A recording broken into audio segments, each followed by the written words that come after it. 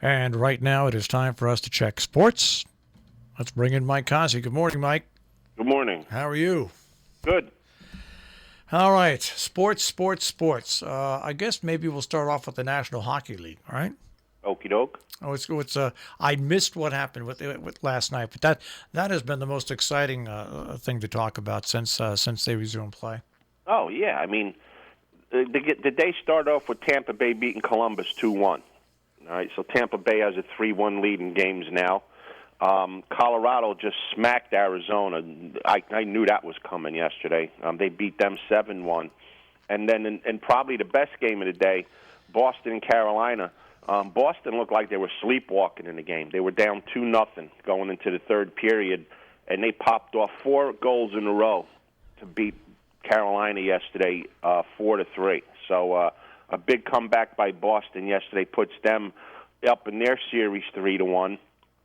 And the reigning Stanley Cup champs, they beat Vancouver last night 3-1 after falling behind in this series 2-0.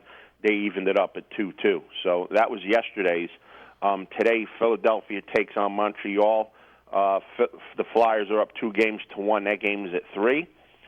Calgary and Dallas hit the ice at 5:30 tonight. They're tied at 2 games apiece. The Islanders look to put the broom tonight to the Capitals. They play at 8 o'clock. They're up 3-0. And Vegas, after losing Game 4, looks to eliminate Chicago today. They're up 3-1. And that game's at 10:30 tonight. So, I mean, I love it. I got hockey today from 3 o'clock in the afternoon until probably 1:30 in the morning. And the Bruins just don't seem to miss their goaltender. And that's why I'm so happy they won. I thought yesterday watching that game, like they hit a low because that clown quit on them.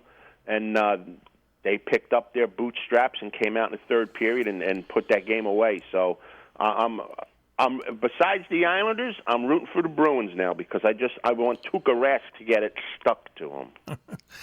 All right. And first of all, in football, Kansas City, this football season is going to allow a capacity of 22% of the stadium. They'll have a game-by-game lottery to see who gets the tickets. I think that if you're going to play football and you've got a stadium that seats 60, 70,000 people, give that a shot. I mean, it's. I don't think there's anything wrong with that, and I think it's really tough though how you're going to, the amount of work that has to go in to make sure that fans equally get tickets. You know what I mean? That's going to be the toughest part. Yeah, but at least they're doing something with it. I mean, baseball can go exactly the same route, and they're not doing it, which is bad. There should be people watching these games. At least football's giving people an opportunity to go watch it.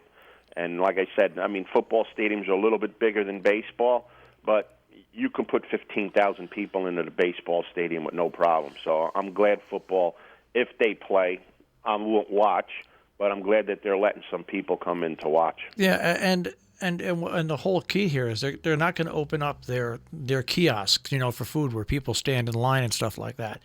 They're going to do we'll see what happens. But it's a way to look at it anyway. To go from I don't there. see how food does anything. I don't understand that. No, because you're standing If you're eating a hamburger, how are you going to get sick? If people stayed 6 feet apart from one another in the line, they would. But most cities have that social distancing. Do you realize how many opportunities there are to buy food in the stadium when you only have a third of the crowd? Yeah, I agree with you.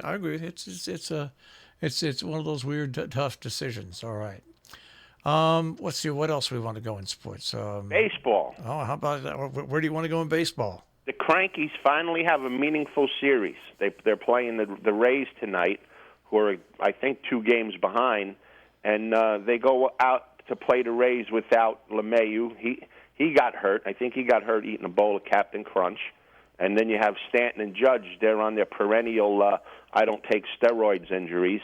So it'd be interesting to see how Tampa Bay fares against the Yankees today without those 3 guys. The Yankees are the typical Yankees. They got 5 hits last night. 4 of them were home runs, and that's how they won the game. That's called boring baseball. All right. 5 hits, 4 home runs. You win the game with the home runs. That to me, that's about as boring as it can be. Except for Tatis, this kid is something else. Who's he? He's got 11 home runs already, and in 24 games. I think Mr. Tatis needs to get up against Steve Carlton, Don Drysdale, and Bob Gibson. And as soon as he sees that rolling sign go by his eyes real close so he can see, the ball come by about 3 inches from his eyes, I don't think he'd be digging in and doing launch and lift that much anymore. Baseball's nothing more than a glorified home run derby, and it's a real garbage product. You know what? Speaking about garbage product, the Red Sox do have a way to go. I watched a couple of the hits in the gaps last night that the Yankees did, and they're just not playing well as a team. They're underplaying balls, and then they're playing the bounce. They're playing the bounces off the walls crazy. I mean, they're not. The Yankees had. It wasn't a Yankee game. I was watching another game on Major League Baseball. Because, 4 of the hits, the Yankees got one over the wall. But one of the games I was watching the other day, a runner, there was a base hit, a runner on second. The runner was, the outfielder got the ball, okay? The runner was just rounding third. Do you know what the outfielder did? Through the third? Threw to the cutoff man. I mean, he didn't. Well, that's what he's supposed to do. No, he had a chance to get him. He was not I didn't deep see in the the play. outfield. I have no idea. If he was deep, no, you have to hit the cutoff man. But if you're like within 250 feet of the plate, you make a throw home. He was only about 25 feet behind an infielder. The outfield? Yeah. Oh, you know what? I think my friend was telling me about this play the other day. My buddy that was Mark Fiddich's roommate, we were talking about the bad quality of baseball, and he told me about a play. He said, you know what? He said, you at your age, without even warming up, could have threw this guy out at home. I think it's the same play. It's the exact same play. I'm telling you. And the announcers were just shocked. They played it over 2 or 3 times, and you can see by the time the outfielder I think ran it was the Met game he was telling me about. It might be. By the time the outfielder got to the ball and picked it up, the runner had just, no lie, Mike, just put his first foot on third base and was just turning for home. He would have been out by 10 feet. It has to be the same play. Yeah. It has to be the same play because he told me, he said, I could have threw the guy out without even warming up, and he would have been out by about 40 feet. Yeah, no, it was I'm someone who's not an athlete, but is watching enough baseball, and I said to myself, gosh, if he gets to the dugout and doesn't get his rear end reamed, something's wrong here. And they let him get the base. Yeah, absolutely. I mean, and that's what I've been saying all along. I mean, it doesn't matter who you watch, the Yankees, the Mets, the Cleveland Indians, it doesn't matter who you watch. The quality of baseball is absolutely awful. Absolutely awful. I mean, when you put down no fundamentals, like you just said, and then you put in the launch and lift, who wants to watch that? I don't want to watch it. I have more enjoyment going out and watching these kids play, like 18U, 17U, where they're actually hitting the ball and stealing bases and playing baseball. They're just not sitting there and playing home run derby and strikeout derby. It's a terrible product. It really is. It's too bad. And as I was watching the Yankee game last night, the rain started coming down, pouring, right? And I said to myself, I said, they're getting all the rain. So I turned off the TV and I went to bed. And about 10 minutes later, boom, we had the same thunderstorms. Did it rain down there pretty good for a while? Yeah, it poured down here, like around 10 o'clock. Yeah, it was around. Yeah, I guess it was around 10 o'clock by the time it got to our house too. But I'll tell you, baseball is not the same. It's not. Nope. And the 60. And I'll be honest with you, Mike, the 60-game season. I know but you know what? The Yankees are 16-6. The Red Sox are 6-16. It's just a mess. It's just a mess. And you throw the Pirates in there. I think they won a few games. I think they're up to 5. Yeah, it's just a mess. I mean, and I know. So I heard one of the announcers say last night. There should, to win in a 60-game season, there shouldn't be any asterisk. No, there shouldn't be an asterisk. Are you kidding me? There should be 3 asterisks because it's not the same game. No. Baseball, and and the same can be said for horse racing about the Kentucky Derby, the Belmont, the Preakness, whoever wins, if there's a Triple Crown win or whatever, there's definitely got to be an asterisk there, too. Yeah, there just does. I mean, it's just not the same. Baseball is 162 games where you got It's a ups grind. and grind, and it's 60 games. I'm sorry, is not a grind. And you know what? You know why the Yankees are sitting out these guys now?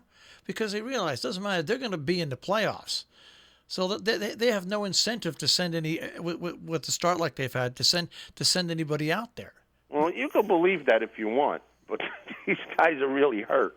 Trust me. No, I'm not saying that they're not really hurt. All I'm just saying is these teams that have these big leads now that have already won almost 20 games, they're not going to take a chance. They're just not. No, they're gonna. I mean, how many teams make the playoffs now? 15 or something? It's like it's like 8 in each league. It's like half the teams. It's just ridiculous. Yeah, it's a bad product. It's a watered down product. It's kind of like watching Family Guy.